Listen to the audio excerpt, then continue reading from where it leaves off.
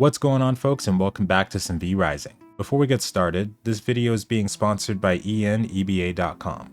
This is a gaming marketplace where you can find all sorts of deals on some of your most favorite titles. This week they've got deals on hidden gems like Nier Automata, Days Gone, which I still haven't had a chance to try at all at this point, Chivalry 2 is down there, My Time at Portia, which was surprisingly really fun to me, A Plague Tale: Innocence. They've got a lot of good options in this week's sale. As always, check out my affiliate links in the description below, and special thanks to ENEBA for sponsoring. Now back to the video. Today I wanted to take a moment to showcase some of my favorite screenshots and media clips that we've seen so far for V Rising. I wanted to take a break in between developer blogs to cover something different, and this seemed like the perfect opportunity to do just that. The first one showcases a camp area where a vampire is fighting a crossbow archer during the daytime. This is a screenshot that can be found on the main website, and it's one of my favorites because it was the first time I noticed the day-night cycle clock in the top right corner. One of my top favorite features in this game, aside from the dynamic roads and patrol system, is that we have to actually avoid the sun and tailor our gameplay around it. Even more so how they execute it, where the sun is actually a 3D object that orbits the world from a design perspective. My second screenshot is also from the website's front page. This shows off two vampires in a party hunting during the nighttime. This one gave me a bit of an idea for what the party system looks like and how we can invite people. You can see that on the left side, along with some abilities and equipment in the hotkey slots on the bottom that give us a few hints on what we might have access to in our toolkit. My next favorite is going to be this very graphic showcase of a settlement raid. This is one of the perfect examples of how much absolute carnage we can inflict on the humans of Varderon, and really captures the truth behind Stunlock Studios describing us as the true predators of this game. We next have ourselves a look inside a highly detailed vampire castle. I've been falling in love with the designs they've shown us so far, and I'm crossing my fingers that they'll incorporate even more design options for our castles in the future. If there's one thing I think people will really enjoy, it'll be building these castles up and tearing other ones down. This next one comes from the 10th developer blog posted on the Play V Rising website, and this is a picture showing what's known as the Blood Trail. This trail is something we can follow from our blood altars to hunt down powerful V-Blood rich foes. In V Rising there's something called V-Blood, and from what I've been able to read so far, V-Blood seems to be special and entirely different from regular blood and might end up being one of the greatest resources for progression. This next favorite is from the 9th developer blog and focuses on a castle built on the cliffside. This makes me really hopeful of how good the building areas might be for the castle. Another castle-based one is this more basic design from Blog 10 that looks more like a vampire camp.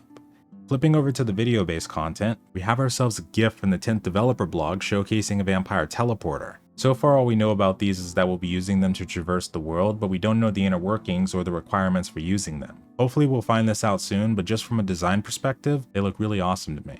After this GIF, I wanted to showcase a few media snippets that came from their Twitter and other places. The first one is a castle building video that's only a minute long, but it's actually filled with details about the mechanics of the game. First off, it shows the construction menus we'll have access to. First we have the fundamentals: indoor floors, outdoor floors, stone walls, wooden walls, fences and pathways, and on the bottom we have framework, production, lighting, and decoration.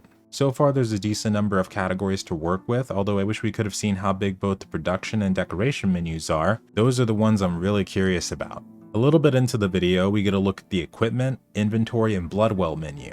Starting from the right, we see the functions of the bloodwell. The blood fountain is the heart of our domain.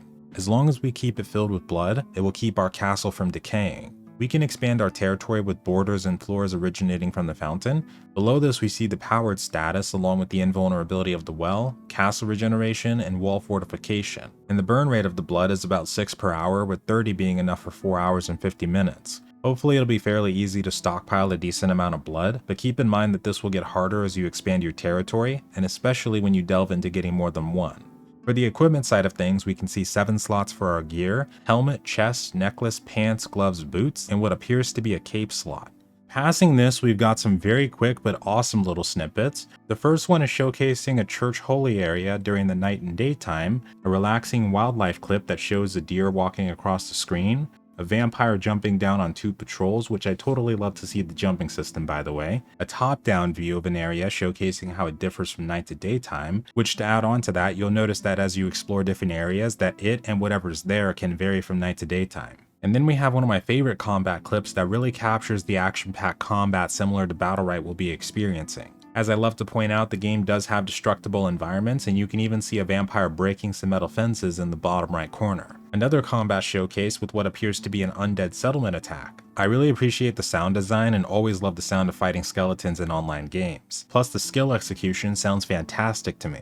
Speaking of combat, these next two make me really indecisive on if I should play using a spear or these dual axes. Both of the skill sets I've seen for these weapons look incredible, and I'm still pretty torn on this, but I think I might end up going spear to start at least. This next one kinda creeps me out, but it's a clip of a spider army that was showcased from Twitter around July 21st. I think it'd be really cool if a bunch of spiders actually patrolled through the cursed forest, but there should definitely be some spider caves with treasure inside, maybe even new skills we can obtain.